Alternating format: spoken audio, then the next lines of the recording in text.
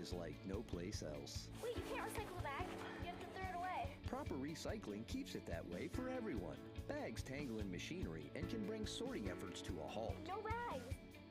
Trash the bags and keep our recycling program moving forward. No, Mom, look, no plastic bags. Do your part to keep our recycling bag-free. Trash the tanglers or return them to participating retailers. For more information, visit TampaBayRecycles.org.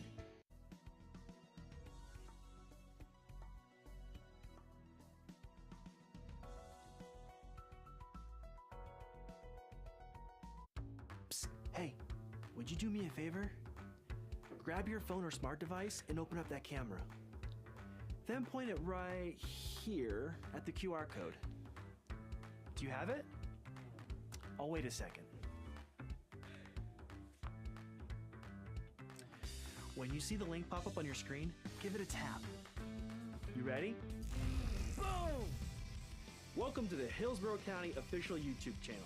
We've got all sorts of videos here, all about what makes our community such an awesome place.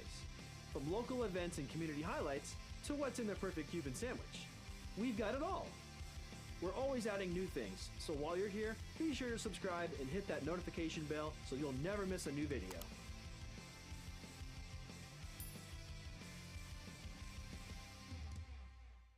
Here's that QR code again, just in case you missed it. Go ahead and check it out. Ooh. This must have fallen out of that video.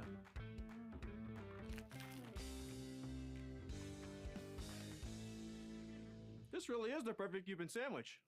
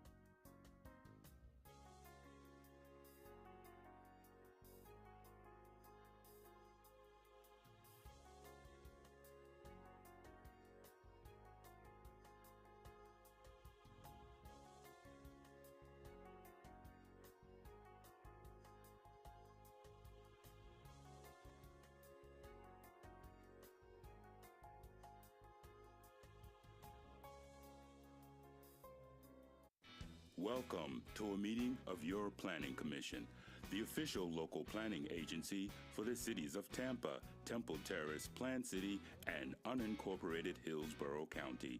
The Planning Commission provides innovative leadership and long-range vision that contributes to the creation of a thriving, prosperous community that offers opportunity, fairness, and choice in how we live, move, learn, work, and play. For more information about the Planning Commission, please call 813-272-5940. Follow us on social media or visit our website at planhillsborough.org.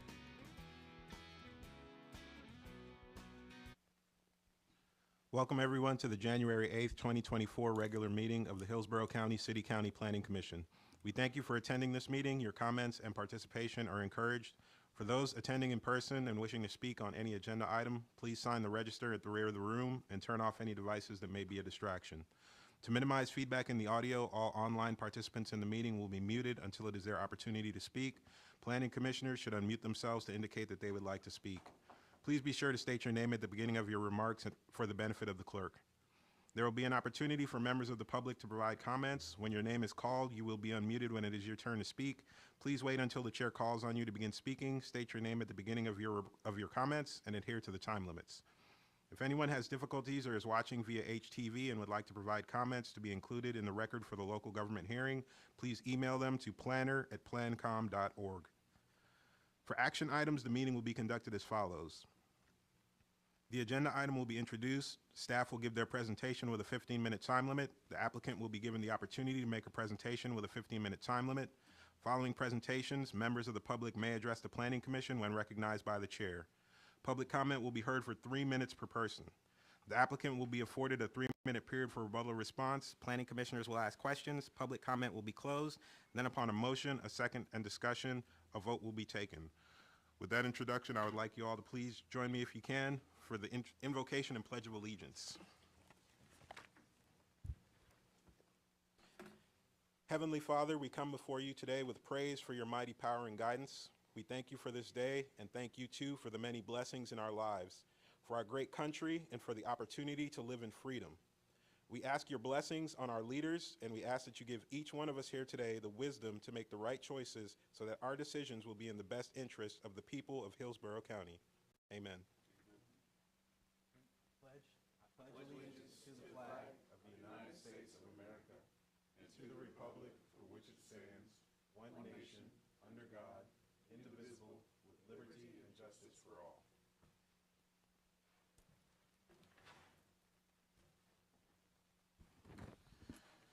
All right, with that introduction, I would ask the clerk to please go ahead and do roll call.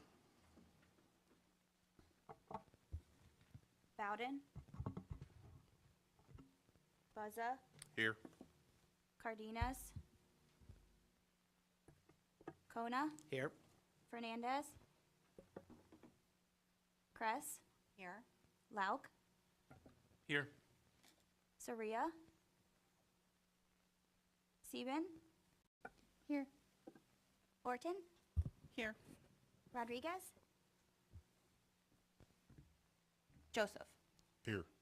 You have a quorum, sir. Thank you. The next agenda item is the approval of the minutes for the following meetings. Regular meeting November 13th, 2023, and the public hearing on City of Tampa Plan Amendments November 13th, 2023. Is there a motion to approve? Motion. All right. It's a motion by Commissioner Kona. Is there a second? Second.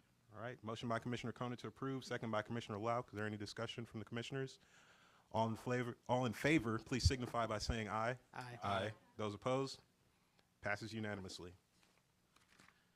All right, our next agenda item is public input. I don't believe there was anyone sign up for the public input portion of the meeting, so we will go on to our action items next. The first action item is agenda item 3A, City of Tampa Land Development Code text amendments, 23-11, section 27-281, Central Business District, and the presenter is Jennifer Malone.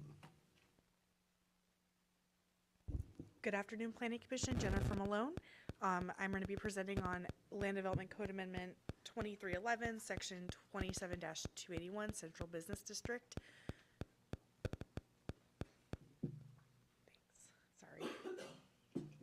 Sorry about that. So background, this applies for all of the Land Development Code amendments you're going to be hearing today. These were all publicly initiated, and they're all part of the July 2023 cycle of the city's Land Development Code text amendments.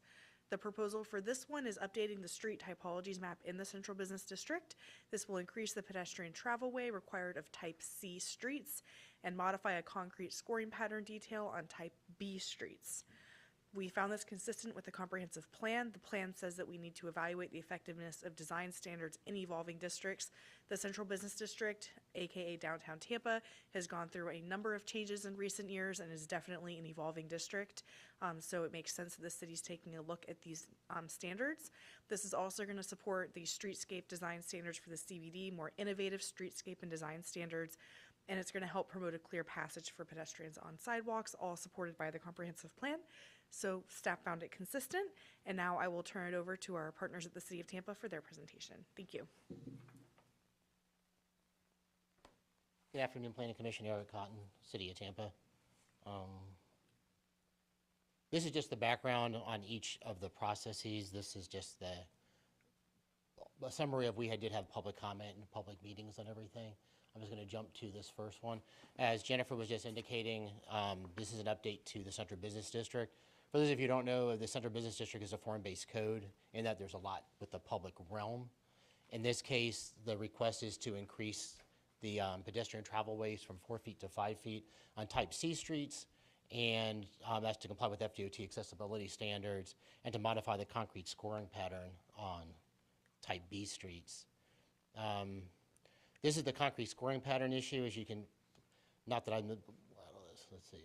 As you can see on the code, they're actually changing, they're getting, the scoring is actually being amended to comply better with, I believe, ADA requirements to make it clearer and more concise for the public.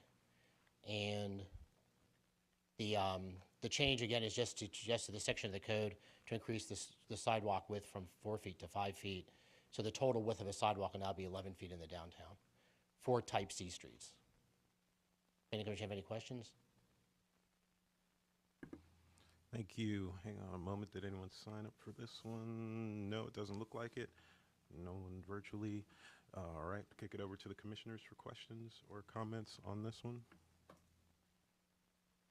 Not seeing any at this time. Then we will go on ahead and close the public comment on this. Thank you. Oh, thank you. Close the public comment on this item and open it up to motions from the commissioners. Commissioner Lauk. Thank you, Mr. Chair. I move that we find the proposed LDC text amendment 23-11 related to the Central Business District consistent with the Tampa Comprehensive Plan and forward the recommendation to the Tampa City Council. All right.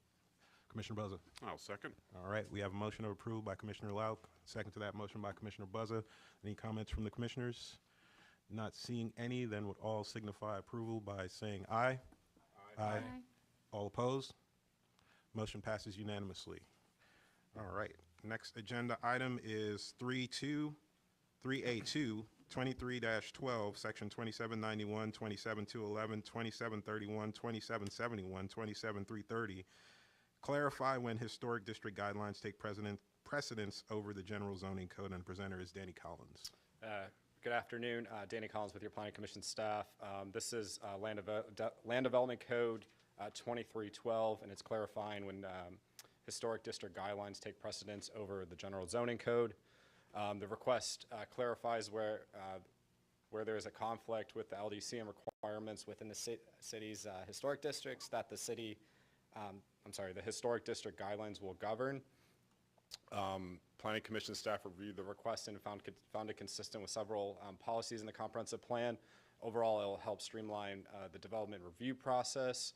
It would also continue to protect the character of the historic districts, and it would also support policies that seek to support the Historic Preservation Commission in maintaining and updating local district design standards. Based on those considerations, the Planning Commission staff found the request consistent with the City of Tampa comprehensive plan. That concludes my presentation. I'll turn it over to the city. Eric Cotton, City of Tampa. Just following up on what Mr. Collins just indicated, the change was to prevent conflicts between the traditional zoning regulations, which are located in Chapter 27, and the specific historic guidelines that are also in Chapter 27 but referenced by code. We had a couple of issues where the design guidelines said you can't do this, but the argument was, well, the code says I can. This is basically stating that the more restrictive, which generally would tend to be the historic guidelines, would apply. All right, thank you. We didn't have anyone sign up for the public comment on this item, so I'll turn it over to the commissioners for questions, comments. Not seeing any, then I'll go on ahead and close. Oops, sorry, Commissioner Lau. Sorry. Thank you. Can you give us an idea of scale? How many parcels, how many districts, what portion of the city will this impact? So how many historic districts are we talking about? There are, so the city has, for local historic districts, the Ybor, Hyde Park, Seminole Heights, and Tampa Heights. So there's 4. And the entire overlay district will be impacted or Well, by this change? Or just specific parcels? This is specific to the historic districts. So the overlay districts already have the same kind of language built in. Right. When there's a conflict, the more restrictive apply. This is adding that language specifically for the historic districts.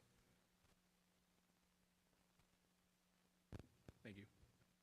Yes, sir. All right, were there any other questions or comments from the commissioners? Not seeing any, then we'll go on ahead and close the public comment on this item and open it up to motions from the commissioners.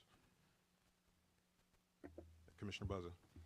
Thank you, Mr. Chairman. I'd like that we move to approve Tampa Land Development Code Text Amendment 23-12 and find it consistent with Tampa Comprehensive Plan and forward on to Tampa City Council.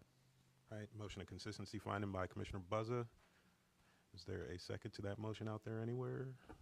Second. Commissioner Sieben. All right, a second to Commissioner Buzza's consistency finding motion. Are there any questions or comments, discussion items from the commissioners? Not seeing any, then we'll all signify approval by saying aye. Aye. Those opposed? Nay. All right, we have 1, 2, 3, 4, 5 approving and 1 nay from Commissioner Lauk. Motion passes 5 to 1. All right. Next agenda item 3A3, 23-13, section 27-150, final decision by City Council and withdrawal of application. Presenter is Danny Collins. Danny Collins again with your Planning Commission staff. This is Land Development Code 2313. It's related to the final decision by City Council and withdrawal of application process.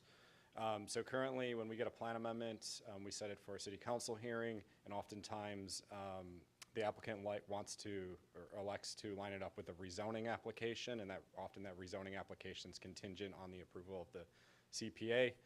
This request would add language to the LDC specifying that a rezoning ordinance is deemed automatically withdrawn when a comprehensive plan amendment is not approved by Tampa City Council.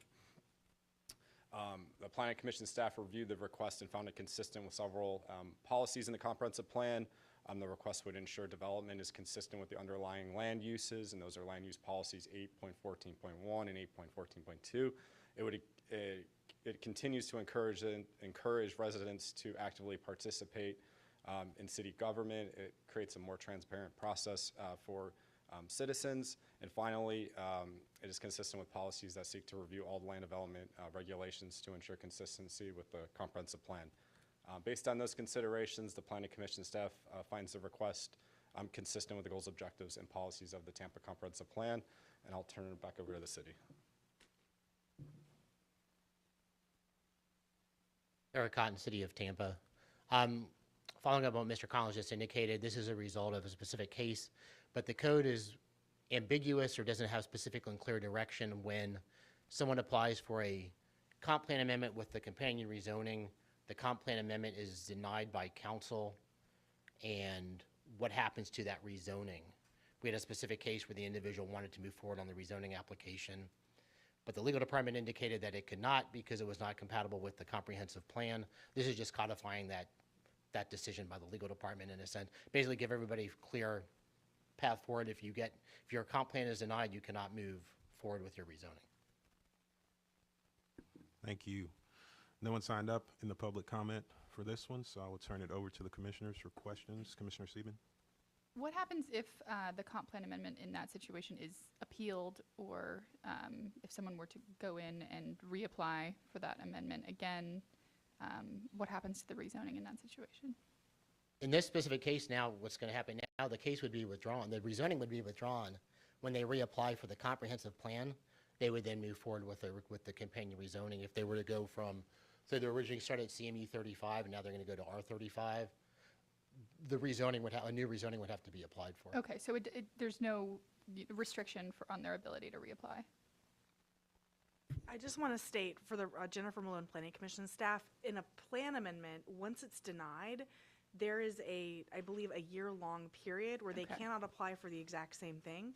They have to apply for something different, and that is in the procedures manual. Okay, so say they apply for something different, they're going to be allowed to apply for the rezoning alongside it as Well, appropriate? the zoning has to be matched, Right. it would have to be different to match the new Of course. category that they would apply for. Of Under course. the plan amendment, yeah. The city has the same language, Eric Cotton, City of Tampa. City has the same language. When a rezoning is denied, there's a 12-month wait where you could reapply unless you apply for something substantially different. Right, so I And the guess city would my review it and question, make a maybe decision. I'm not asking you correctly, is if they were to reapply for something different, could their rezoning application as applicable for the different category also go in at the same time? A new one, yes. Right. Yes. That's my question. Okay, thank you. All right. Are there any other questions or comments, discussion items from the commissioners? Not seeing any at this time. I'm going to go on ahead and close the public comment on this item and open it up to motions from the commissioners on this item. Commissioner Buzza. Thank you, Mr. Chairman. I'd like to move that we find the proposed LDC text amendment consistent with the Tampa Comprehensive Plan and forward on to the Tampa City Council. All right, motion of consistency finding by Commissioner Buzza. Is there a second out there for that motion? Second. Commissioner Kona. All right, a second to Commissioner Buzzar's consistency finding by Commissioner Kona. Any more discussions or comments from the commissioners on this item? Not seeing any, then would all signify their approval by saying aye. Aye. Those opposed? Motion passes unanimously. All right. Next up, we have 3A4, 23-14, 2721, updating reference to comprehensive plan. And the presenter is Jennifer Malone. Jennifer Malone Planning Commission staff, 2314, section 2721, updating reference to the comprehensive plan.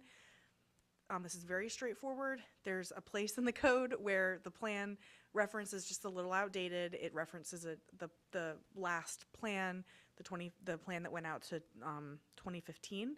So they're just striking it, and then now there's the reference to the comprehensive plan doesn't have any numerical or year identifiers in it, just for consistency. We've done the same thing on our end, actually, on your resolutions, just to keep everything very clean. So this is just consistent with the plan because we're continuing to review all land development regulations. And with that, I'm available for questions. I'll turn it over to the city. Thanks. Eric Cotton, City of Tampa. I'm not sure what else I can add to what Jennifer Malone just indicated. It's just striking the 2015 to just say comprehensive plan. So as the plans get updated over the next numerous years, it'll continue just to say comprehensive plan. Thank you. We had no one sign up in the public comment for this item, so over to the commissioners for questions, discussion items. Not seeing any, then I'll go on ahead and close the public comment on this item and open it up to motions from the commissioners on this item. Commissioner Lau. Thank you, Mr. Chair. I move we find the proposed LDC text amendment related to the reference to the comprehensive plan consistent with the Tampa Comprehensive Plan and forward this recommendation to the Tampa City Council.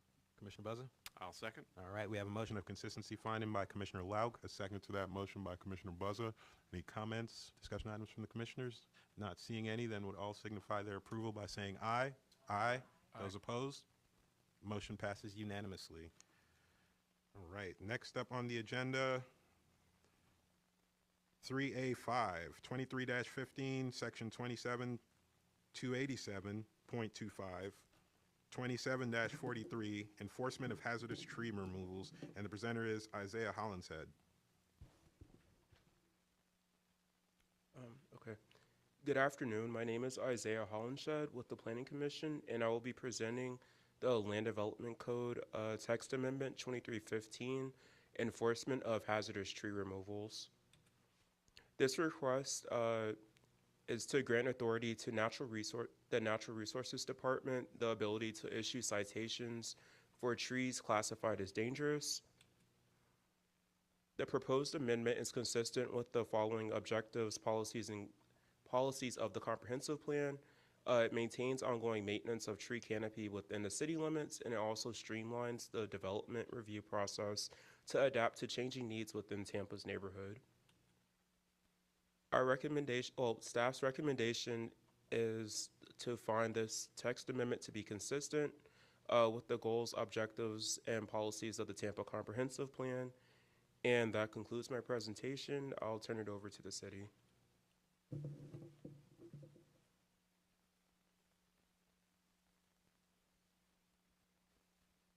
Eric Cotton, City of Tampa.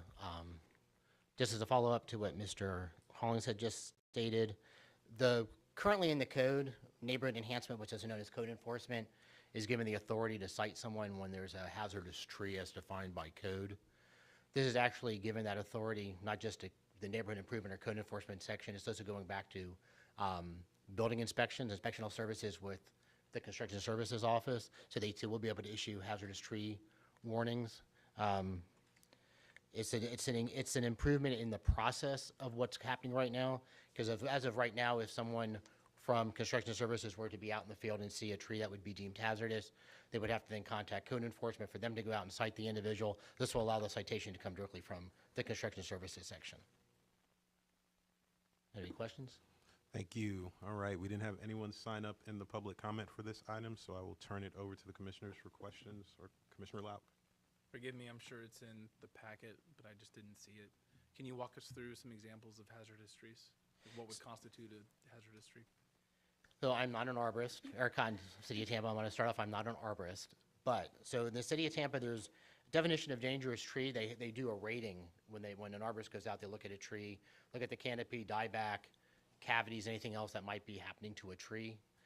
And a tree that is D9 or worse, which is a pretty bad tree. Most trees that you see in the city are probably Bs and Cs. So when there's a target, so if a tree is, you have a larger oak tree, let's say a large laurel oak that is hitting its 80th year, so it's getting towards the end of its lifespan, and there's a house on that property too, and the oak tree itself has cavities and is starting to drop limbs, that would be considered a dangerous tree. So those trees need to come out by code because there's a target. So if something were to happen to that tree, there's a target where it's going to hit. If it's on an empty lot, the tree can remain. But if it's on a property that's actually being developed, then the tree needs to come out, or has been developed, the tree needs to come out. It's a nice segue to my second question. If a property is being developed, so does this open up fines to properties that are not in development? So if the department's out on the streets touring, there's not an application in of any sort into the city from a landowner, will these fines now apply to folks who don't necessarily have an application in flight, potentially? No, if it's an empty lot, if it's just a vacant lot that nobody is doing anything on, the tree can remain there. There's no target, so there's no violation of that section. There's no dangerous tree per se. So if a homeowner has a dangerous tree on his property, his or her property, and there's not an application in flight for rezoning, a comp plan amendment, for anything in flight, can they be fined? There's never a fine. It's the goal of code enforcement, even in this section too, is compliance. So if somebody were to be cited for having a dangerous tree in the tree, I'm the tree owner, my tree's growing this way towards your property, and I'm cited to remove that tree, it is expected that I will go out and remove that tree. If I don't remove the tree, then there would be possibilities that fines could be assessed on my property, yes. So are the citation fees or the fines spelled out? They're spelled out in Chapter 19, which is where the violation of that section would be housed still. Okay, other than some interdepartmental easing of conversation or flow of information, we're essentially being asked to transfer the right of enforcement to a different department from one or the other, correct? Right, from neighborhood enhancement to construction services. Okay, and how does that benefit the citizen? How does it benefit the citizen? Right. If there's a dangerous tree, instead of going through, it speeds the process up. So if you're the neighbor who my tree is hanging over your property, there'd be a quicker process for me to be notified I have a dangerous tree and I need to take some action on that tree. Okay. All right, thank you. Commissioner Sieben. Yes, A ma'am. couple quick questions. So you said that construction services would be the ones who, is that right, who would be allowed to write these citations Correct. now, in addition to code enforcement? Correct. Does the construction services department have any do they receive any training on what type of trees are dangerous? Will they, get any information on this, or how will that work? They have their own forest examiners. So they So forest examiner, sorry, I didn't mean to cut you off, I No, apologize. no, go ahead. The forest examiners, right now, code enforcement does not have forest examiners on staff.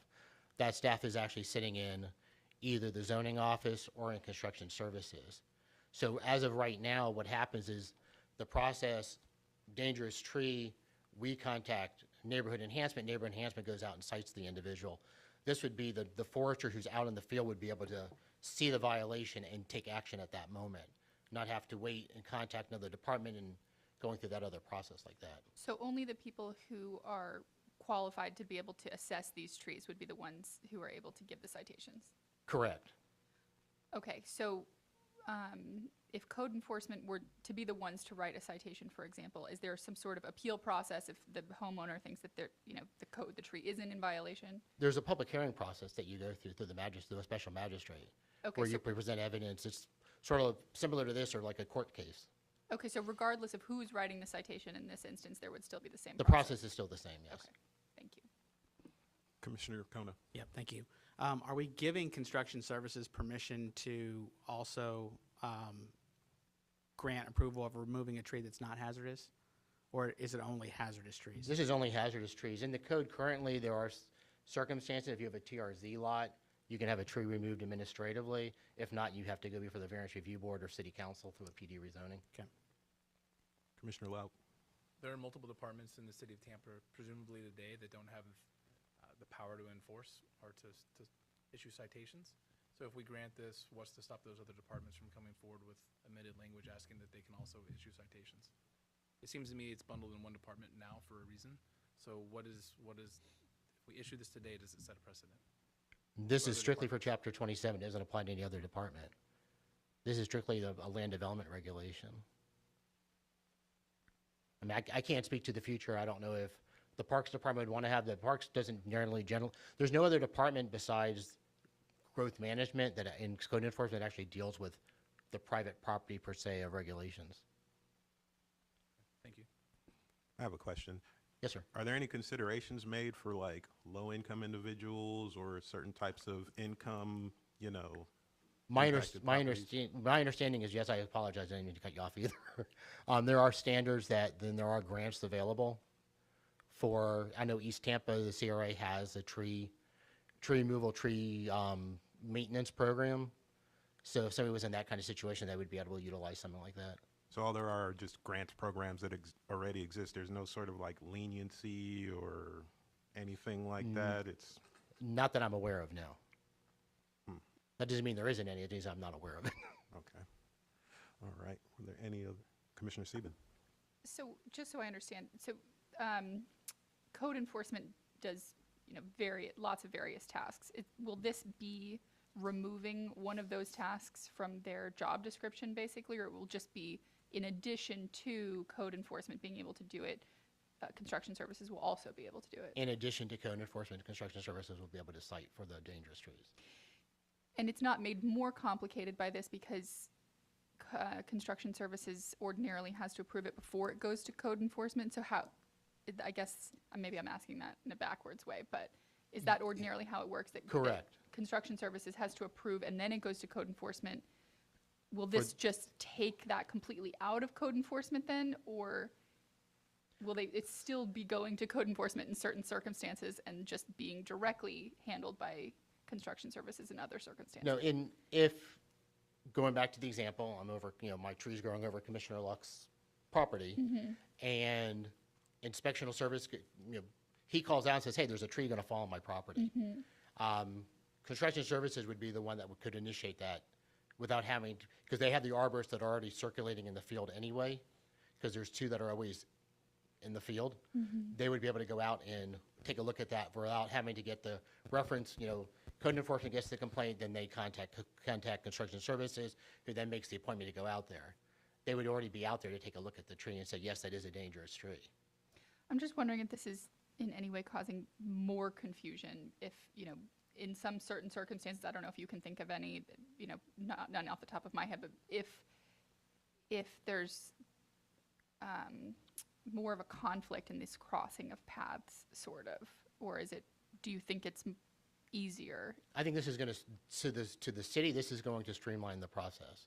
It's going to cut out process internal that's going to say, so this one gets the request, it has to go to this one, has to go to this one, now it's back to construction services, who then has to send it back to code enforcement. This will be, somebody complains, inspectional services goes out there, the arborist takes a look at the tree, says, yes, here's the violation.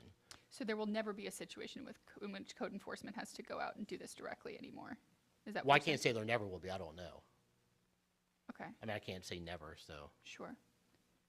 Can you think of a situation in which code enforcement would also have to do this? They're not supposed, it should not happen that way. Okay. I'll put it that way. Okay. The goal is to streamline the process to put it back where the arborists that are in-house that the city has, they'll be the ones that will be able to go out there and do, instead of having to get the reference and then asking for the citation, they would be able to do it themselves. Okay. All right. Are there any other questions from the commissioners or discussion items? Not seeing any at this time. I will go on ahead and close the public comment on this item and open it up to the commissioners for motions on this item. Commissioner Lau. I'll take a gander at it, and Tracy, you can keep me straight here. I move we find the proposed LDC text amendment entitled Enforcement of Hazardous Tree Removals inconsistent with Tampa Comprehensive Plan, specifically with LU policies 8.15.1 and 13.4.1, and forward this recommendation to the Tampa City Council. I don't know if we Can can you use say LU the policy numbers again for me? LU policy 8.15.1, 13.4.1.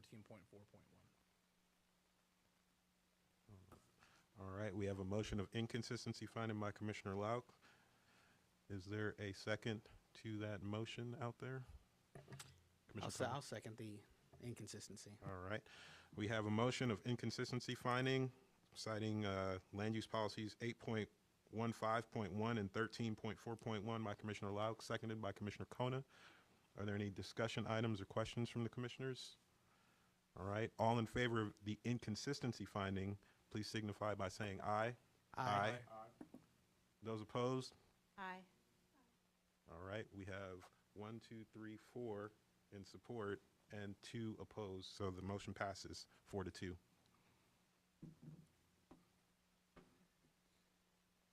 All right, our next item of business is action item 3A6, 23-16, section 27-283.11, commercial vehicle parking definitions, and the presenter is Emily Phelan. Emily Phelan, Planning Commission staff. I'm presenting on Land Development Code Text Amendment 2316 with commercial vehicle parking definitions. The proposed language provides clarification on the maximum width, length, height, and weight of vehicles in residential office and commercial zoning districts, which is more specific than what the code currently is. The Planning Commission staff found this consistent with streamlining the development review process and ensuring that commercial uses are sensitive to the residential uses. And Planning Commission staff recommends that this be consistent with the goals, objectives, and policies of the Tampa Comprehensive Plan, and I will forward it to the city.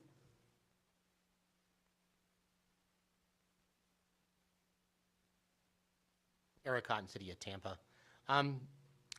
About 18 months ago, we came before the Planning Commission with a text amendment to allow commercial vehicles, different types of commercial vehicles to be in residential zoning districts. Code was amended, an unintended consequence, which I had no idea when we were going through this process, that a Ford F-350 is the same width as a semi-truck cab. Never would have ever thought that was the case, but they're all no more than 9 feet wide because the average interstate lane is only 10 feet. Live and learn, so to speak. This text amendment is a result of this. So the goal was to allow like the vans that people work for a business, they can take their van home. Instead of, because previously to this, that would not have been allowed. As long as the ladder was on top, you can have a commercial vehicle. Where we had the unintended consequence was now the semi-truck parked in the front yard. So the goal is to amend the code, add the height and weight limitation on there, which would eliminate the larger vehicles such as the semi-truck from being parked in the front yard. As soon after this was passed, code enforcement started getting complaints. Not only do they park in their driveway, they also park on the street. Residential streets are not meant for daily traffic of semi-trucks, and they're also not meant, they're more of a side obstruction than a typical, you know, full-size van or a pickup truck. So that's what has caused the request to come over and amend the code again, to put the height and weight limitations. Any questions?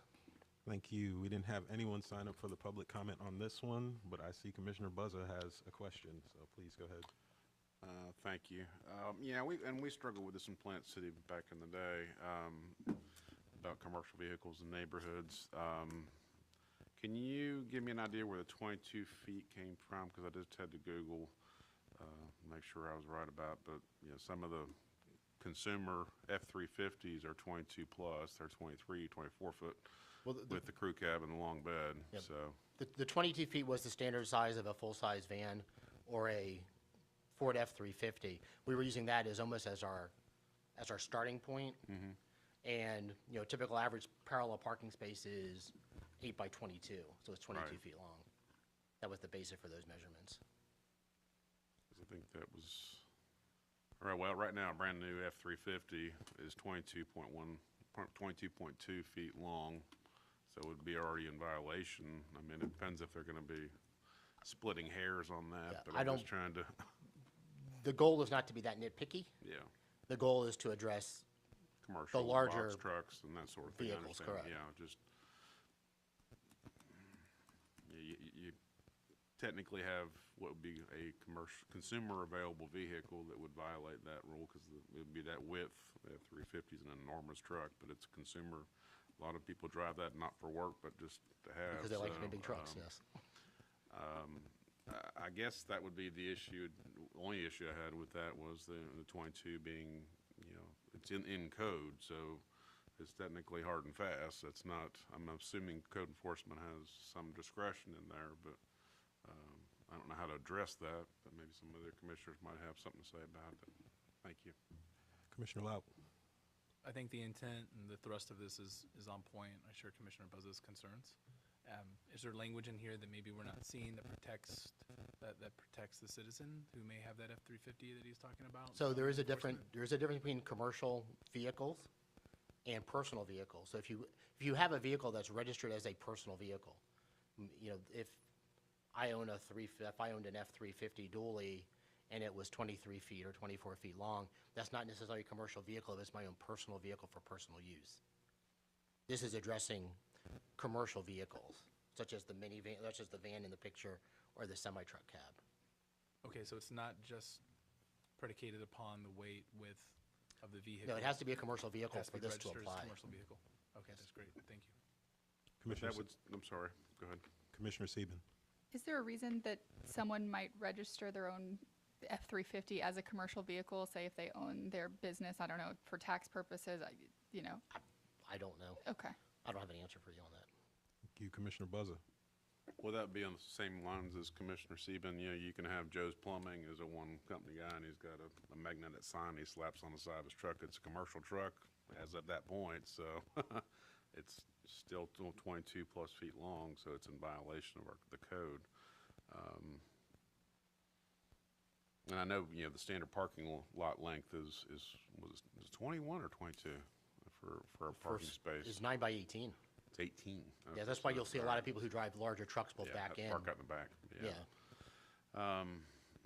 I have no issue with this. I understand fully where you're going with this. I would maybe make a recommendation to increase that length, or just to cover the standard Silverados and F-350s, that, you know, the HDs that are out in the market now, so that the unintended consequence isn't there, that you have Joe's Plumbing parked out in his driveway and it's 22.3 feet long, you know. Yeah. Okay, understand. And I would just add that I think as part of your motion, you could make that that it is consistent with increasing the length to accommodate standard market vehicles, something like that, that would provide the city that your recommendation, but with the guidance that the number needs to be updated. Because that is already in code, the 22 feet, it's not underlined, so that may be a dated number. there any more questions? I guess Mr. the Bozo? question would be how you would amend that to this is commercial use vehicles, and I just Googled the Ford. I don't know what the length of a Silverado HD is, or a Dodge Ram. I'm sure that they're probably within a couple inches of each other, maybe, I don't know. But I don't even know what number would be proper to put for a, still technically a consumer available vehicle that would have Joe's Plumbing slapped on the side of it. Right, and I'm not intending to suggest that you all should have to come up with that number here. I think my point would be an alternative to, you could find it inconsistent because the number is too small, or you could find it consistent and include as part of the recommendation that the number be updated, and city staff could do that research to find the appropriate number. I can do that. Thank you. Commissioner Sieben. Could it be more appropriate just to take the dimensions out of it altogether and just exclude semi-trucks, for example? I don't know if there's any other particular vehicles that, the city's opposed to.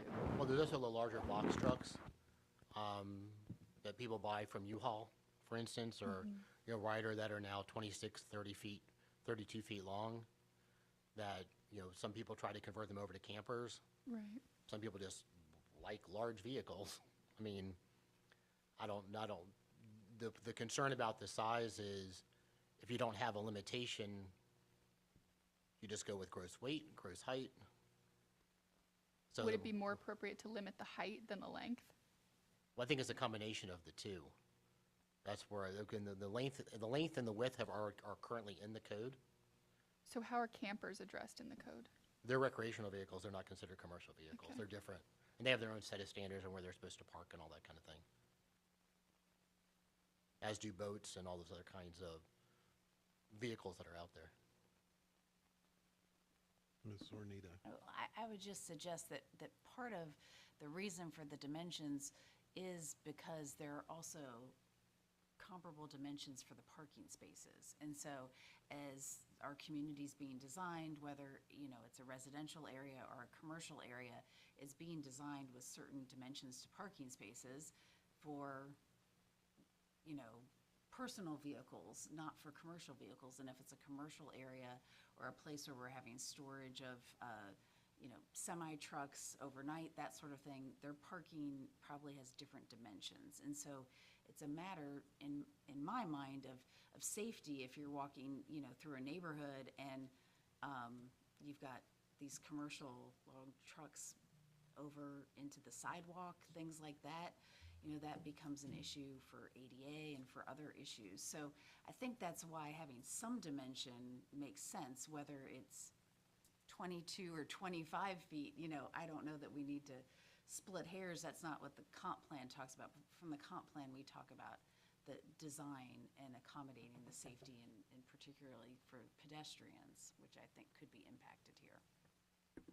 Commissioner Kress. I was just going to reiterate exactly the point Melissa made. But let's remember probably why we're doing this. I picture yourself walking through a neighborhood. These big trucks are blocking the sidewalk. Your kid is out there riding a scooter, can't see around them. I mean, you guys can come up with all the scenarios in your mind. So I think we can be as restrictive as is realistic. Thank you. Commissioner Kona. Well, and I think it's also important that I have no problem with restricting it on public use, land, easements, those types of things. But the private property stuff, somebody doesn't like the size of somebody's truck on their property, I'm not in favor of that. I mean, I don't want a semi-truck, but I also, if someone's an F-350 and then someone has an opinion about, I don't want that truck there, they can call code enforcement. So if it's on public property or easements, then I agree with this recommendation. But I think I think we need to be a little bit more restrictive when it comes to private property and let people do what they want on their own land. Commissioner Lauk. Question for, I guess, Tracy or for you, Mr. Chair. Is this something where we can ask staff to go back and rework the language, have a second proposal, or do we need to make a recommendation now to City Council? Because it sounds like, from what I'm hearing, philosophically we agree with what's being proposed, and we're concerned about how the language is written and the implementation that could happen with private citizens and their larger vehicles that are for personal use. Well, I know we have to take some action on what's before us, so, I mean, I think I would ask the question, Mr. Cotton, when is this going back to city council? This is tentatively scheduled for Thursday. Oh. Thursday morning at Yeah, 10:30 is that the would- public hearing. coming in hot. You would probably And need just to take following up action. on something that Melissa had talked about, so your typical setback in the city is somewhere between 20 and 25 feet. So if a truck, an F-350 is parked on someone's private property, they pull up to the edge of their garage and they have a 25-foot setback, chances are, unfortunately, neither one of these photos has sidewalks on it, but the chances are the vehicle's not blocking the sidewalk. It's when you have a 20-foot setback or you have an older home and you have a 15-foot setback, because that's how the house was built, and now you have a sidewalk and you have your truck parked in front of it, and the entire sidewalk is blocked. That That's not the forces the issue. pedestrian into the street. Your picture speaks 1,000 words. That's not the issue. I think we all agree with Commissioner Kress that this is a safety issue. It's something that we want to work with you to fix, with staff to fix, but we're concerned with the way the language is written. At least some of my fellow commissioners that I'm hearing, the picture you showed doesn't have a sidewalk. It has a semi-truck parked in the driveway, and it's in violation because of its size, and is on public property. And I think we all agree we probably don't want to see that, right? But the way the language is written, if that were an F-350 sitting there under the dimensions that are proposed, the neighbor next door who may have some animus with their current neighbor can call and have code enforcement come out, and it meets the letter of the law. So as it's constructed today, it's not something I'm going to support if it has to go to city council on Thursday. It's something I want to support, but I think we need to find a cleaner way to do it. I just don't think the language is there. Thank you, Commissioner Lau. Commissioner Orton. You said you had different guidelines for recreational vehicles. Could those guidelines also work for like the semi-truck? I know that there are some areas that semi-trucks or large trucks like that have to be behind a fence or be beyond the front line of a home. Is that something that could be worked out where they aren't seen from the front of the home, or as someone passes by, they can't be seen from the front? That's something staff could look into. Staff has not, that was not direction from council when we first brought this up, was to take that into consideration. So we as staff did not go down that road, but it doesn't mean we cannot look into that. Thank you, Commissioner Sieben. Not that this is helpful at all, but the Mercedes Sprinter van that a bunch of the families use is 22.75 feet long, so. Thank you. I was going to bring up the Sprinter van and its height also. I didn't know if the Sprinter van would fit under this, but again, I echo a lot of these sentiments up here. It seems, and even when you came up and started talking about it, you said the way we got here was because we didn't quite get it the first time, so now we're back at it again. Seems like after this, we're going to be back at it again if this goes forward, so it gives me a little bit of pause. Well, again, if it's your personal vehicle and you have a Mercedes Sprinter van and you're driving your kids around, that's not a commercial vehicle, that's a personal vehicle. But to That's the Commissioner Buzz's, distinction between the two. Commissioner Buzz's point, a lot of people go back and forth on them, so That is- you yes, know, I it's not as understand. clean as you're making it appear. No, I That's all I'm understand. saying. Any other comments from the commissioners? I saw a couple people moving. Commissioner Kress? Just, I thought that a motion and maybe broadening the feet to 23 feet seemed like a pretty reasonable compromise.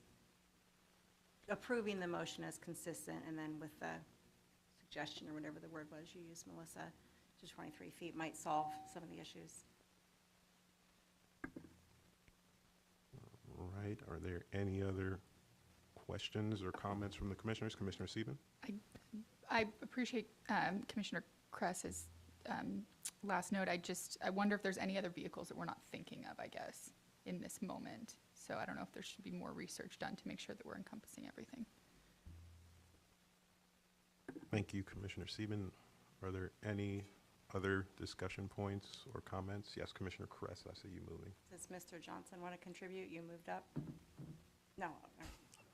Okay. Any other discussion items or questions or points to be made from the commissioners? Going once, going twice. I would just like to remind anybody, if we're going to go against staff's recommendation of consistency finding, that we're going to need policies to back those. We can't just go against it without policies or some numbers to add. Commissioner Kress, I'll I make see a you. motion. All right, go ahead.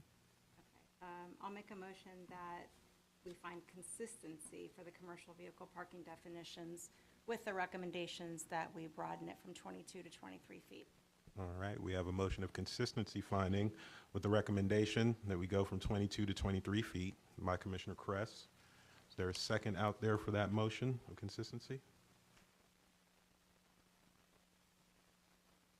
Don't all rush to it now. All right, I guess the motion dies then.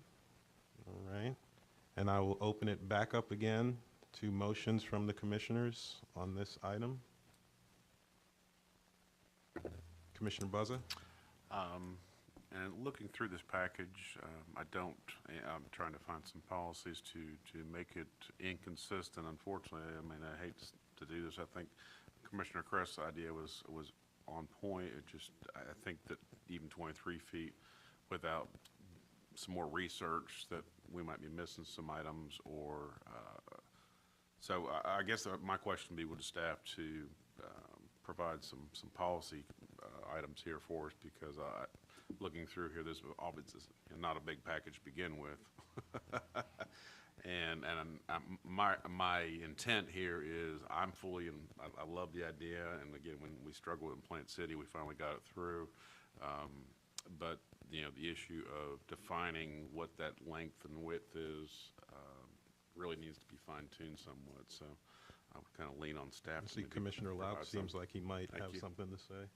In privately initiated applications that we get, we can grant the applicant a continuance to come back and answer some questions. I think back to USF a couple of meetings back. Is that something the applicant would want to propose?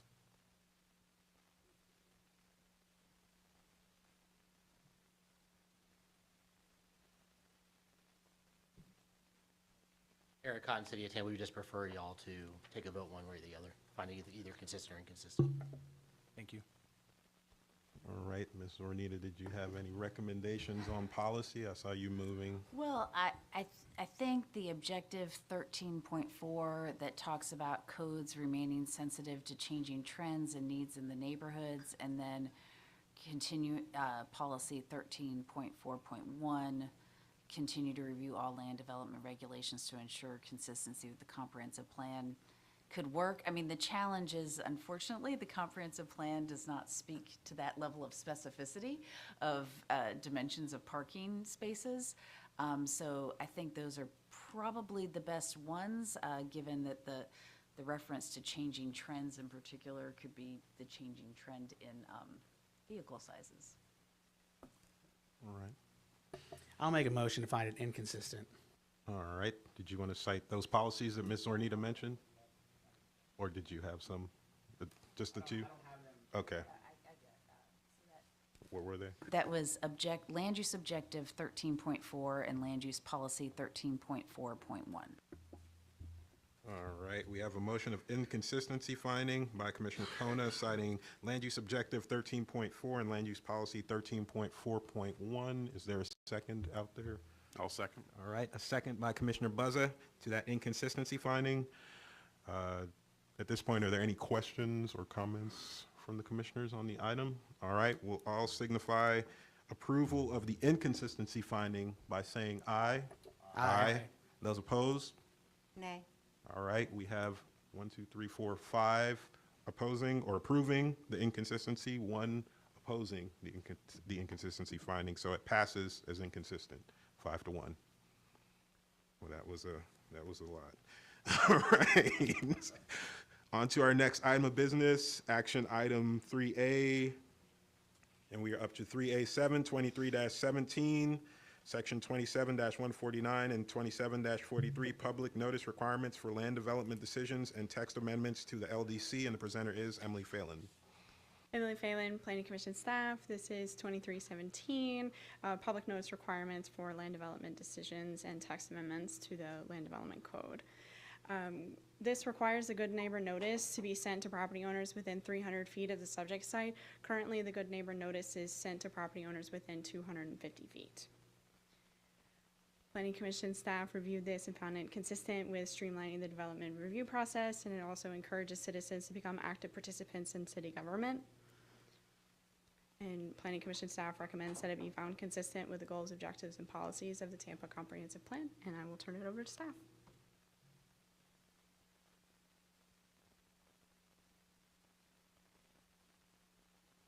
Eric Cotton, City of Tampa. This is basically, as Emily just indicated, an increase from the notice distance for the good neighbor notice from 250 feet to 300 feet. This concept initially started when Councilman Dingfelder was still on City Council, so probably about 3 years ago. We've had numerous public hearings and discussions with the neighborhood groups, with the development community, and the determination was made that 300 feet was a good distance, as well as a notice of filing.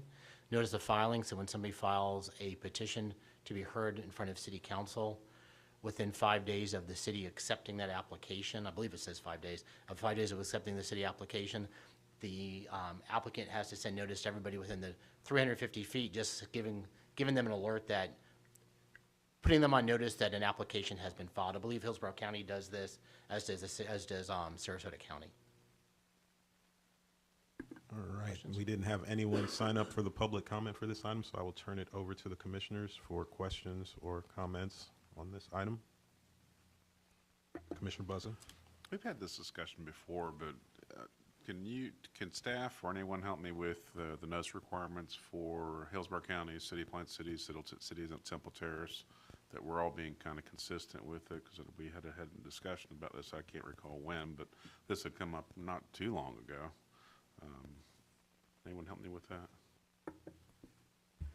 I'm trying to remember, for the county, they increased the notice distance. Yeah, I'm just trying to look up, because what we have for plan amendments, it's the same thing for zonings in the county, so I'm trying to look that up. I don't know off the top of my head what it is for Plant City or for Temple Terrace. I believe that Plant City just recently increased it, I think. Let's see. Can I ask an interim question? Oh, yeah. Yeah, in the county, it's 500 feet. There you go. But the county has larger lots, and that applies both in the urban service area and the rural area.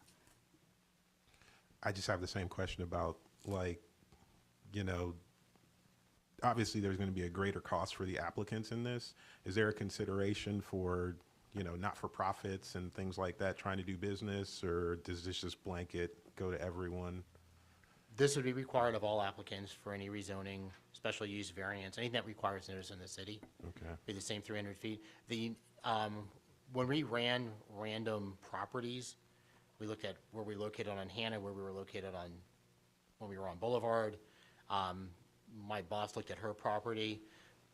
The number of that's increasing is probably 5 to 6 individuals. Okay. It's not a dramatic increase. One of the proposals was a quarter mile, which would have been a lot. Oh, a lot. A very large increase in the number of people they'd have to notice for. Okay, very good. That was my next question. What's the actual number approximately of additional? So I'm glad that you looked at it. Thank you.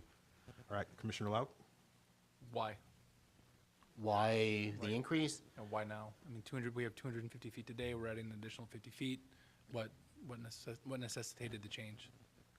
Again, this started back when City Councilman Dingfelder was still on the City Council, and staff, the neighborhood groups, and the development community have had meetings about changing the good neighbor policy. There was discussion, like I said, a quarter mile. There was discussion of 500 feet. There was discussion if you're doing multifamily, you should do a notice out for a mile. Through all those different discussions, it determined that 300 feet was the most legally defensible distance for the city of Tampa, given that as you go further and further away from a noticed area, from a property, there's less of a rational nexus for the impact on an individual. So that's where the 300 feet came from. It was from a combination of the city looking at other jurisdictions and the legal department doing investigations onto how other, court cases and how other communities do it also. Are we finding in practice that 250 feet wasn't sufficient? The determination made by City Council through the workshop process that it was not sufficient, it was needed to go out a little bit further. The increase is not that dramatic. Again, you're adding 5 to 6, 7 parcels on, since you go out in a circumference. So it's not a dramatic increase, and it depends upon what part of the city you are in, depends upon, what size lots you have. If you're RS-75, your lots are obviously larger, less of an impact than if you're in Ybor City where your lots are smaller. Thank you. Commissioner Sieben. A couple questions. Yes, The ma'am. first one is the parcels you tested, for example, like what part of the city were they in? Well, Hannah's in East Tampa. Said Hannah in between 22nd and 30th. Larger parcels, Riverside Heights, Seminole Heights, Tampa Heights, Palmacia area, and then, of course, we were on Boulevard, which was, I don't know what Boulevard, I just had the downtown periphery. Okay. And the neighborhood associations, they get noticed regardless of the distance, correct? Correct. The city has notice. Good neighbor notice goes out to all property owners within 200, well, if this gets past 300 feet, as well as all participating organizations. Okay. All right. Are there any other questions or discussion points from the commissioners? Commissioner Sieben. Did we determine what Temple Terrace and Plant City were?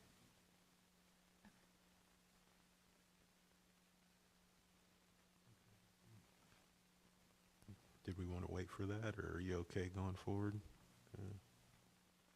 All right. Are there any other questions or discussion items from the commissioners? Going once, going twice, and I am going to close the public comment on this item and open it up to motions from the commissioners on this item.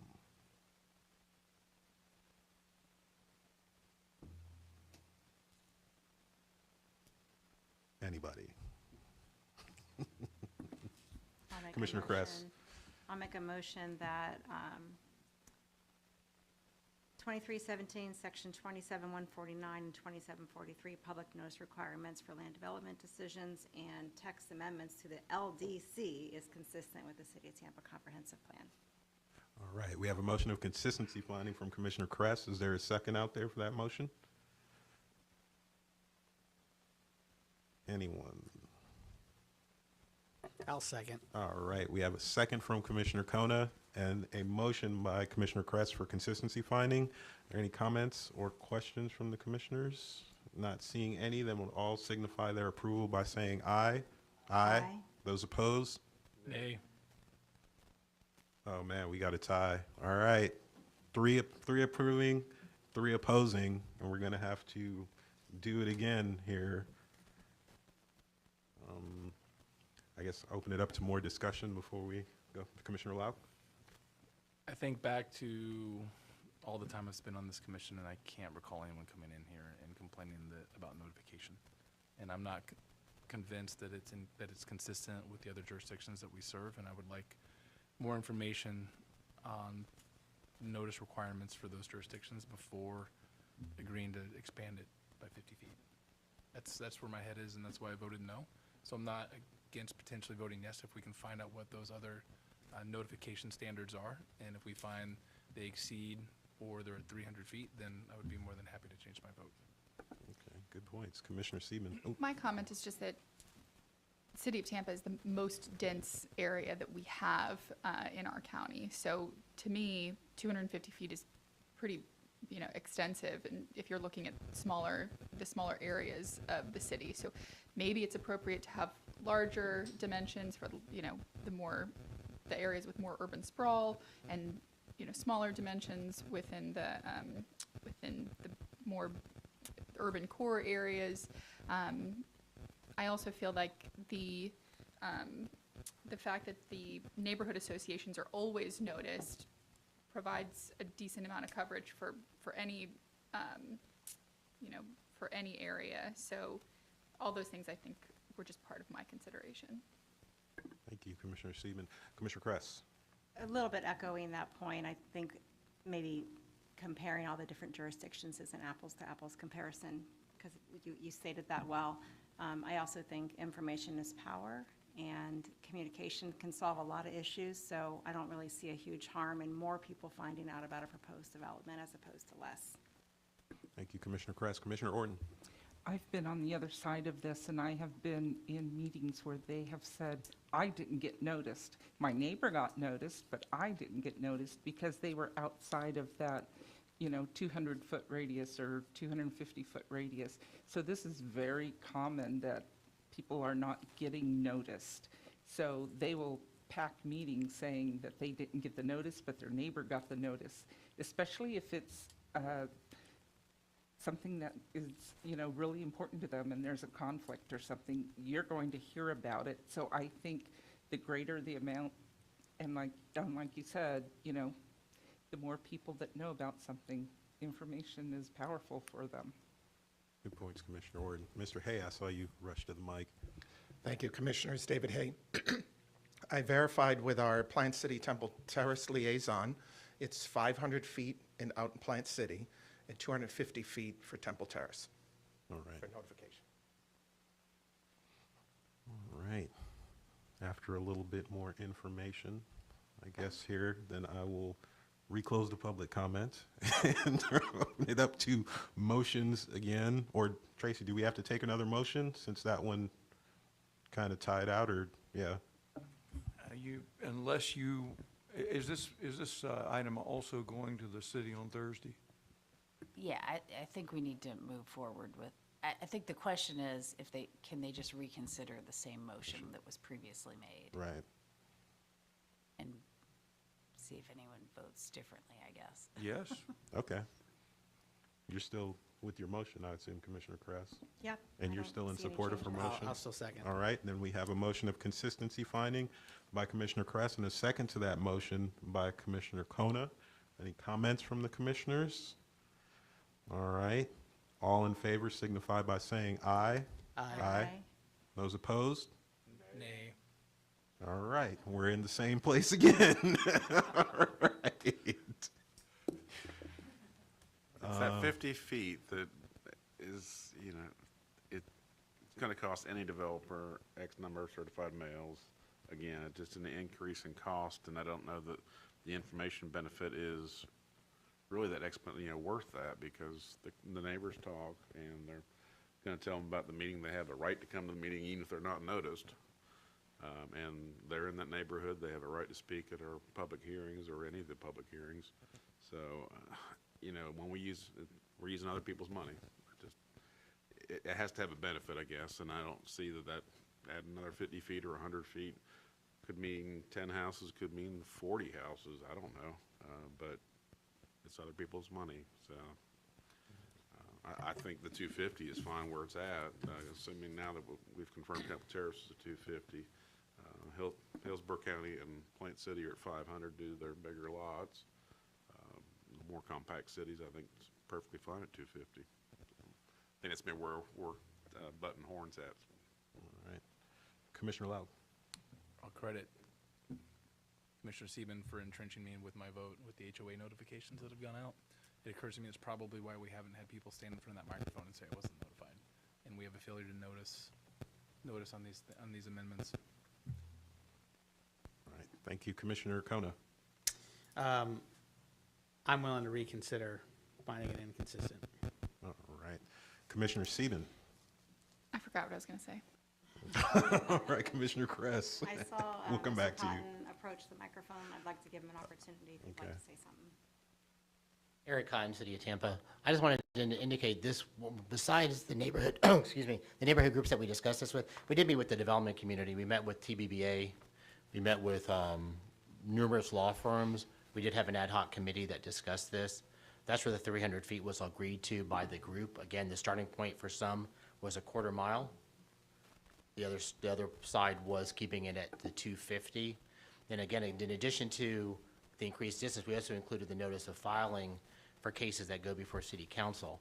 And just in regards to what you're stating, the city does provide for a lot of notice. We have an active entitlement map. When somebody applies for something and it goes into the Acela system, when it's connected, it goes onto that map.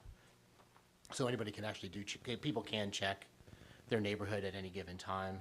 And on our new signs that are going out, once this set of code amendments is adopted by council, assuming they adopt it in February, in March, we're actually going to be amending our signs to actually have a QR code that will actually go to the Acela system.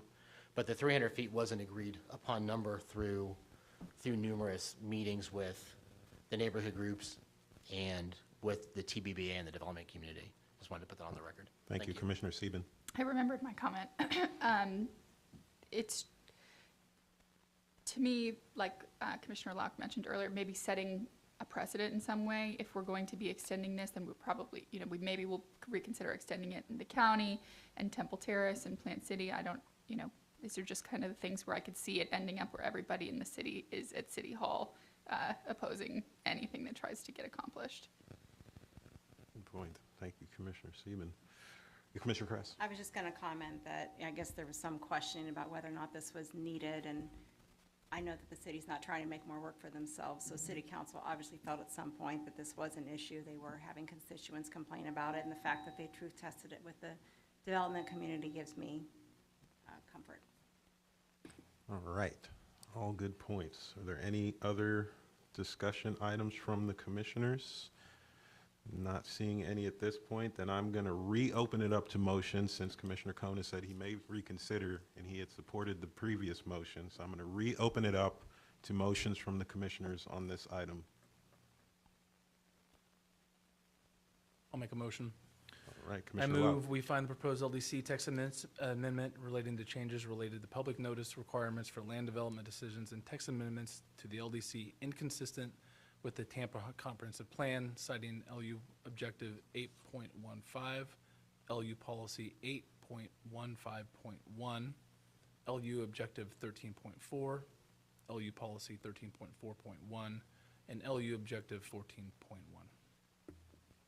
I'll second. All right. We have a motion of inconsistency by Commissioner Lauk, citing Land Use Policy 8.15, 8.15.1, Objective 13.4, Land Use Policy 13.4.1, and 14.1, and a second to that inconsistency motion by Commissioner Buzza. All right. Are there any questions from the commissioners, comments? All right. So all who are in favor of approving the inconsistency motion, please say aye. Aye. Aye. Right. All those opposed? Nay. All right, it passes 1, 2, 3, 4 to 2 as inconsistent.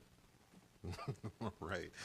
And the two voting no were Joseph and Kress. Yeah, thank you. Sorry. It's a busy night. All right.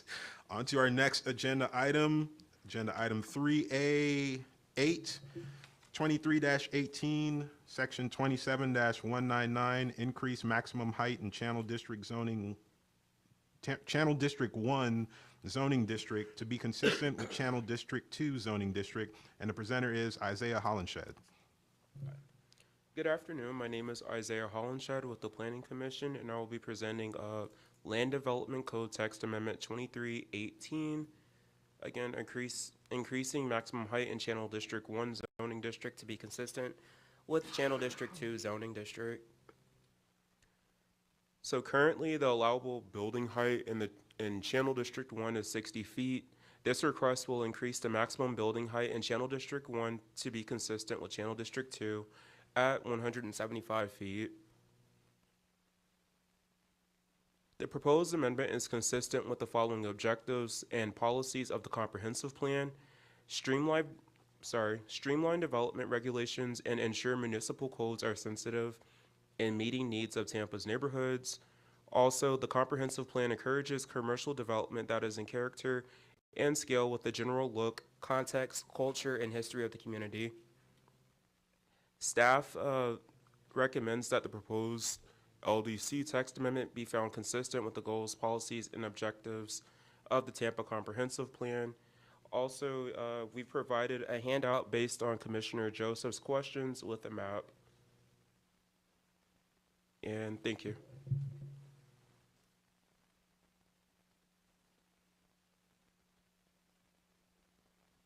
Eric Cotton, City of Tampa.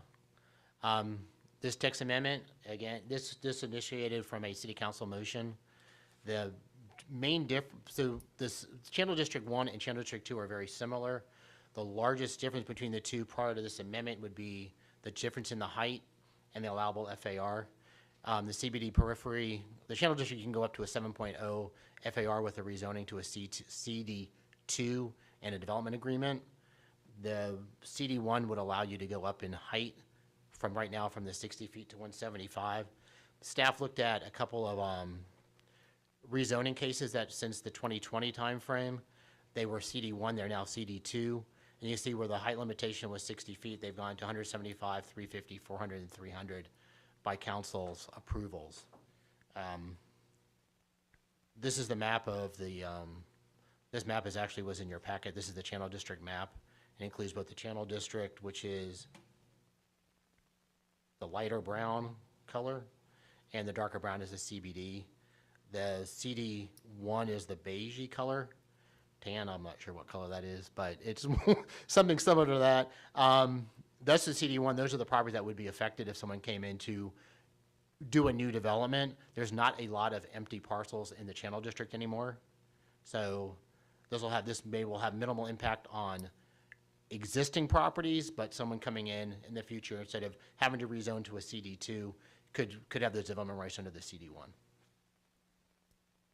Any questions? I'm happy to try to answer them for you. All right, we didn't have anyone sign up in the public comment for this one, so over to the commissioners for questions or comments on this item. Not seeing any. I have a quick, Commissioner Kress. Maybe, can you just talk about how the coastal high hazard area impacts this at all, if at all? For the LDR itself, it doesn't impact Okay. it at all, no. Okay, because I think all of this area would be in that, right? Yes, ma'am. Thanks. All right, I did have a question myself. Thanks for the map, by the way, and the second map that you brought to the meeting was even better because it showed like Thank you, Evan and Andy. the CD lots. That was really good. Are there any other requirements that are being affected by this, or is it strictly just the height in CD1? It's strictly the height. Okay. The other requirements, there's the FAR is still staying at 3.5, none of that else, none of the setbacks, none of the other things are changing. Okay, all right. That was my only question. Are there any other questions or discussion items from the commissioners? I'm not seeing any lights, so I will go on ahead and close the public comment on this item and open it up to motions from the commissioners. Commissioner Buzza. Thank you, Mr. Chairman. I'd like to move we find this LDC text amendment consistent with the Tampa Comprehensive Plan and forward it onto the Tampa City Council. All right. Second that. All right, we have a motion of consistency finding by Commissioner Buzza, a second to that motion by Commissioner Kona. Any comments or questions from the commissioners? Not seeing any at this time. Will all signify their agreement by saying aye. Aye. Aye. Those opposed? All right, motion passes unanimously. All right, our next item up on the agenda is no more action items, thank goodness. Our first briefing or presentation item is 4A, and it's TACPA 23-20 Comprehensive Plan Map Amendment, 8300 North Albany Avenue and 2109 West Juneau Street, and the presenter is Isaiah Hollenshed.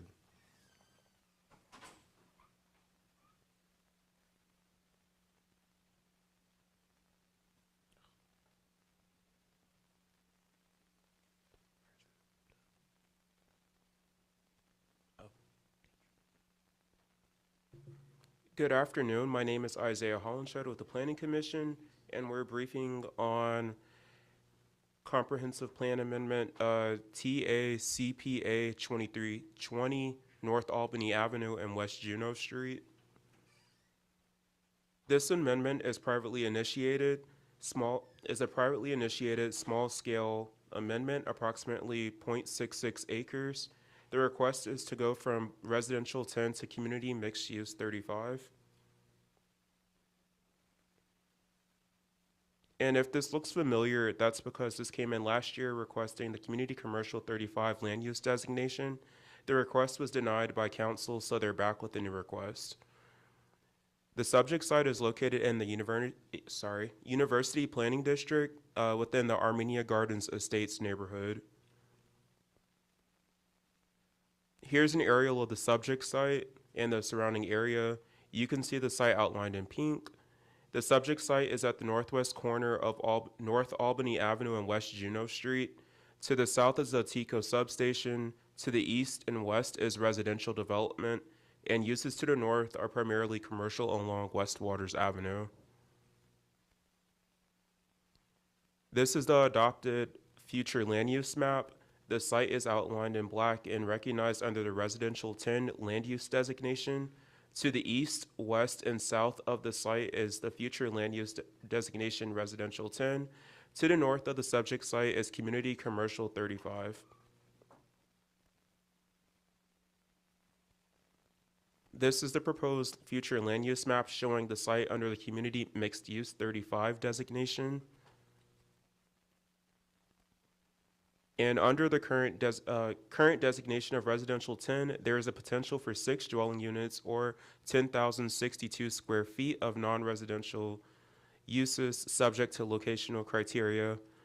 With the proposed future land use designations of community mixed use 35, commercial general uses could be introduced as well as a higher residential density and greater commercial intensity.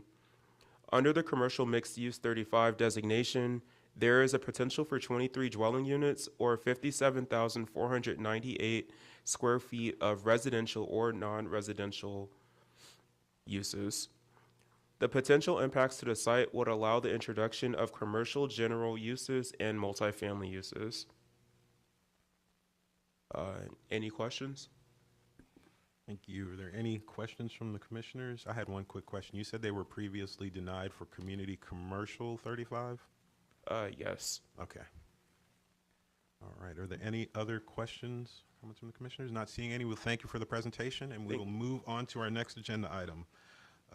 4B, TACPA 23-21, Comprehensive Plan Map Amendment, 1510 West Hillsborough Avenue, and the presenter is Emily Phelan.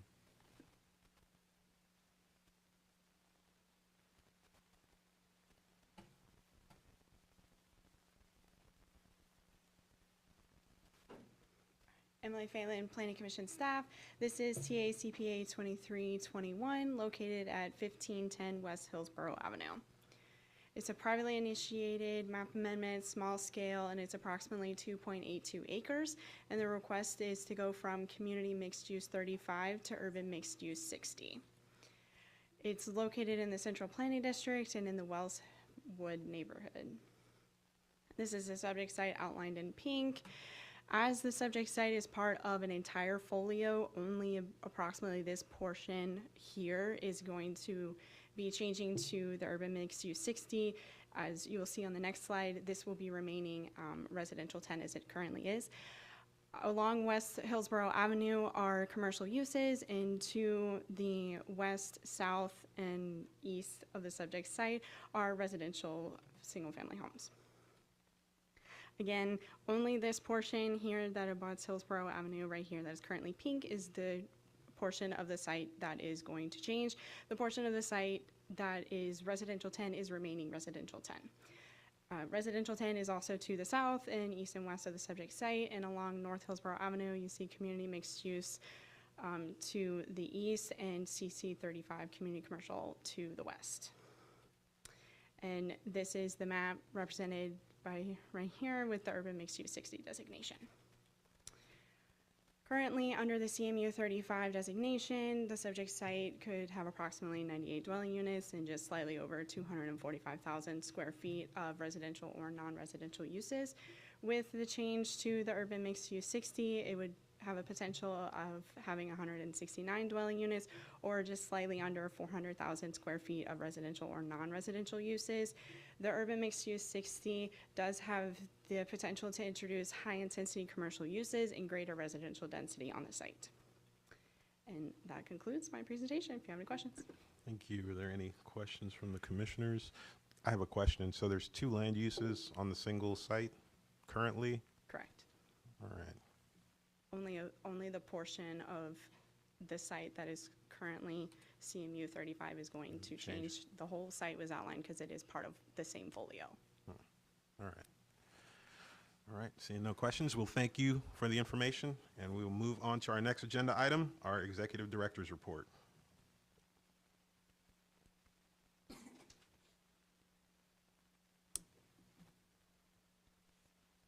Good afternoon, Melissa Zornita, Executive Director. In front of you, you have a couple of different things. I'll start with the Executive Director's report, which highlights some of the meetings and activities that myself or staff have been undertaking. A couple of things I wanted to highlight. In December at your meeting, you heard a briefing on plan amendments, one of which was an amendment to the one water element to address extensions of water and sewer lines in the rural area to minimize the concentration of septic tanks. And there were certain limitations within that amendment. We had a workshop with the Board of County Commissioners 2 days later, and they gave us some direction that they wanted to look at some additional flexibility. The distance that was in the draft policy was a 1/4 mile. They wanted to have some flexibility in that distance. They also wanted to have better understanding over the process by which some of the exemptions would be considered, which would be in the Land Development Code. So we're working with the county staff on some revisions to that amendment. That amendment will move into probably the January cycle of plan amendments and then come before you in April for a public hearing. So I wanted you to know that it would not be coming up, why it wasn't coming up tonight. Also in December, staff did a donation drive for Whispering Oaks, which is an assisted living facility in the city of Tampa. Serves a lot of lower income residents, and so we gather gifts for them every year, and then we went caroling. That was a really nice and rewarding experience. We've had a couple of meetings with both the Expressway Authority as well as with County Commissioner Owen regarding the expressway, looking at extending the Selman Crosstown down to Big Bend Road, and some of the implications, particularly on the Riverview area, and the potential to look at updating the Riverview Community Plan along with their planning for that roadway.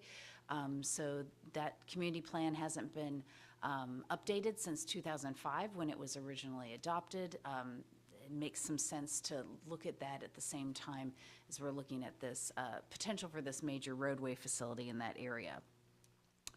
I had a meeting with Diane Egner, who's with 83 Degrees Media, looking at a potential small contract with them for some public education materials, particularly given, for those who don't know, Lynn Miranda, our public relations strategist, is retiring at the end of the month. So looking at some ways utilizing our operating dollars to bolster that area in the interim until somebody else is hired for that position. We have a special public hearing on the update of the county's future land use element scheduled from 2 weeks from today, March 22nd at 5:30. I believe that Lauren of our team reached out to you all about briefings in advance of that. We've dedicated the whole day of January 19th to offering briefings to you all.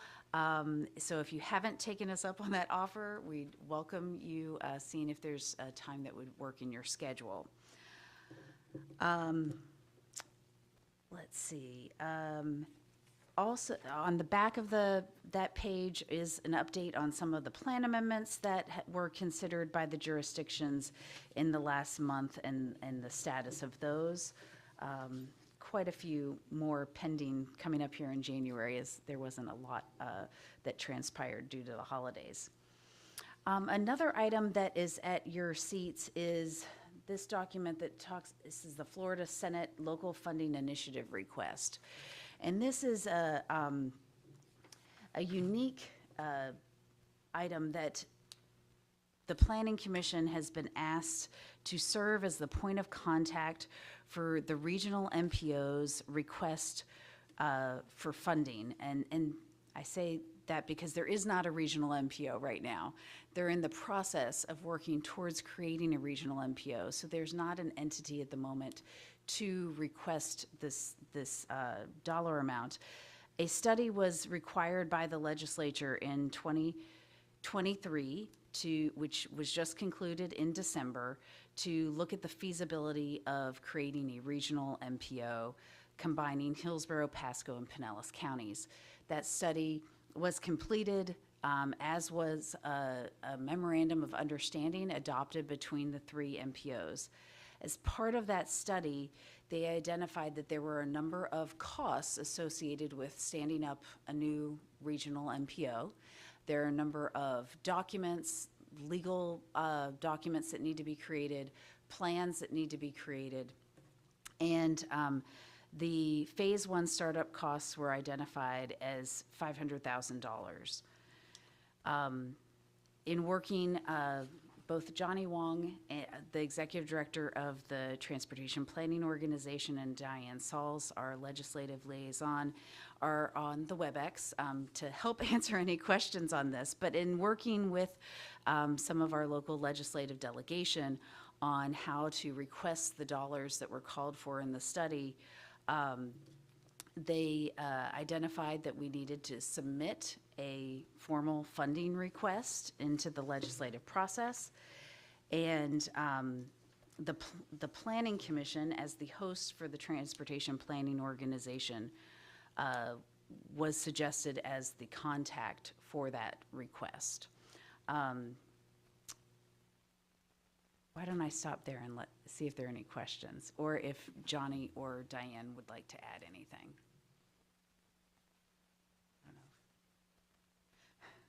Commissioner Chris? Yeah, I wouldn't mind hearing from them if they don't mind piping up. Yeah, sure.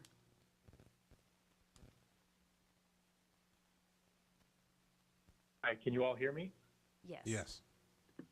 This is Johnny Wong, the TPO Executive Director. Melissa, I think you summarized that quite nicely. So the $500,000 funding request is to start the phase one activities, which would involve leading the required entities that would need to sign on to a merger agreement to work through some of the issues that have been sticking points or that are perceived to be sticking points through the process. So the $500,000 would be used to hire an independent facilitator and a third-party agency consultant to help us work through scenarios of board apportionment and things like that. Due to the federal prohibition of MPOs lobbying, it made sense to request that the Planning Commission take the lead on this and be identified as the point of contact. But if the money were delivered to the Planning Commission, the TPO would be the one responsible for procuring a consultant to lead those conversations. I'll defer to Diane if she has anything else to add, but those are my insights. Yes, I would like to add, I think both Melissa and Johnny have summed up the issue very well. This appropriation would not commit the Planning Commission in any way, shape, or form. I want to be sure that you hear me, that I'm off of mute. Yes, we hear you, Diane. Okay, great. It would not commit the Planning Commission in any dollar amount or any policy direction.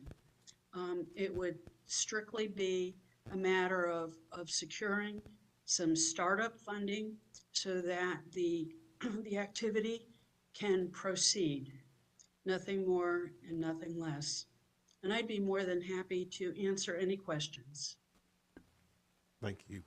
I would just add that this has the request would go through the Department of Transportation, and Mr. Wong and the other MPO directors have been in coordination with FDOT. Thank you. Commissioner Conan? Do we have any of our legislators that are pushing this for us, and can you name them? Yes. Yes. Diane, We go ahead. do. I'm sorry. Thank you, Melissa. Representative or Chair Lawrence McClure has been exceedingly helpful, and we're working very closely with him and his staff we're very fortunate to have him in our delegation.